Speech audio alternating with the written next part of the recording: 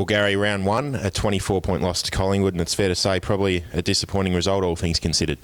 Yeah, it was Sam, for sure, because we obviously felt that it was the one that got away from us. Obviously, it's here at home again, and of course we've dropped pretty valuable 4 points to kick off the season. So it was a lot of errors on our behalf, or things that we didn't do really, really well. And probably when you sort of summarise the game, I thought we started off okay. We were certainly moving the ball with some sort of purpose and defending okay, and probably the easy goals was the thing that was a bit of a common theme right throughout the course of the match. We certainly had a bit of a rally in that third quarter, and we probably dominated the quarter really. 4 goals, 9. If that's 9 goals, 4, we've probably got a handy 4 or 5 goal buffer. They were kicking with the breeze in the last quarter, and that first effort pretty much straight into their forward 50 at the start of the last quarter, when we had, I think, 3 of our boys flew at the one ball just over the back, and of course a snapshot, and then they probably got a couple of goals that they made through their own hard work and luck, I guess. And even though we hung in there, but we didn't play well to the levels that we know we can. And certainly if that's hopefully a bit of rust, that sort of chemistry and cohesiveness when you've got such a big change of number. So we'd like to think that we'll actually get that right on the track this week, and try and get 4 valuable points against Coburg on Saturday. And as much as the result did hurt a little, from an individual point of view, Khan Heratuku went from on the verge of being a late withdrawal to one of the most influential players on the ground.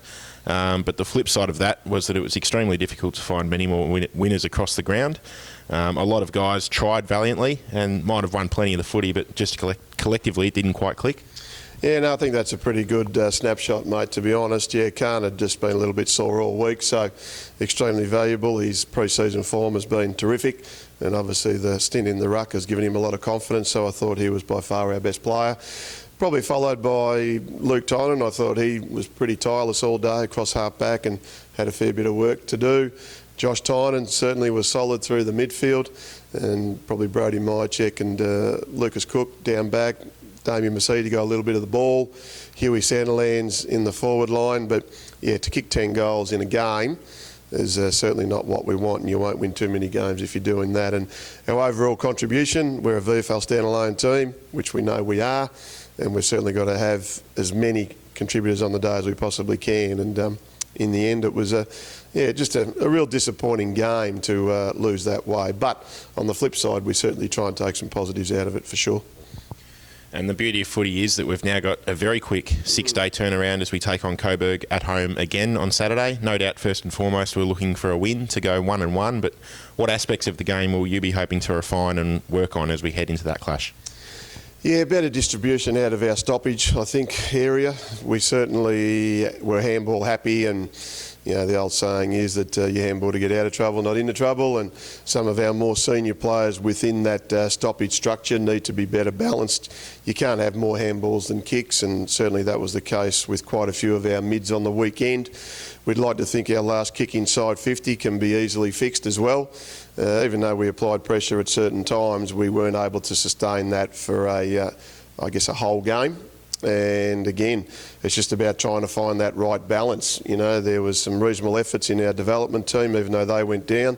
Obviously, 8 goals to 1 at quarter time is not the start that you want, and of course that was basically the difference in the end. So we need to get a lot of guys in really, really good form, and the internal pressure needs to be there. So, but as you said, 6-day turnaround. Coburg will be stinging a bit because they got beaten by North Ballarat.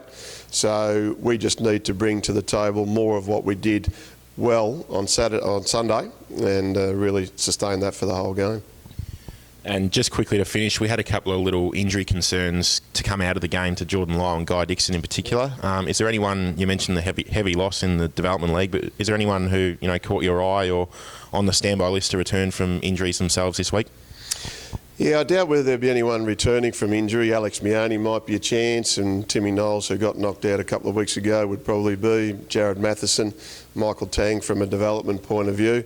As far as who played well in the reserves, I thought it was Zach Keogh's probably best game that he's played in the pre-season. He hasn't played a lot. he was pretty solid. I thought Mitchie Hayes had a good game in the middle as well. There were some tries, I guess, in young Alex Spencer down back.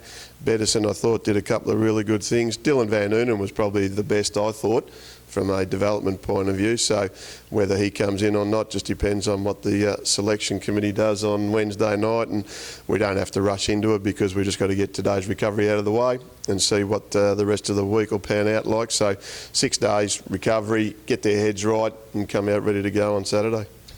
Well, Gary, bad luck on the weekend, but let's hope we can see a much improved 4-quarter effort this week against Coburg. Thanks for your time. Good on you, Sammy.